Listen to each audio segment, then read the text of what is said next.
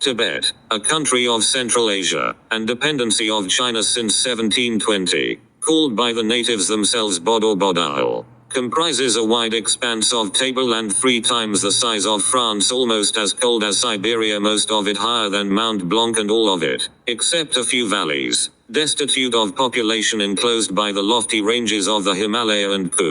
Lun Mountains. It has been left practically unexplored, possesses great mineral wealth, and a large foreign trade is carried on in woolen cloth, chief article of manufacture. Polyandry and polygamy are prevailing customs among the people, who are a Mongolic race of fine physique, fond of music and dancing, jealous of intrusion and wrapped up in their own ways and customs. The government, civil and religious, is in the hands of the clergy, the lower orders of which are numerous throughout the country. A variation of Mongol shamanism is the native religion, but Lamaism is the official religion of the country, and the supreme authority is vested in the Dalai Lama, the sovereign pontiff, who resides at Lhasa, the capital.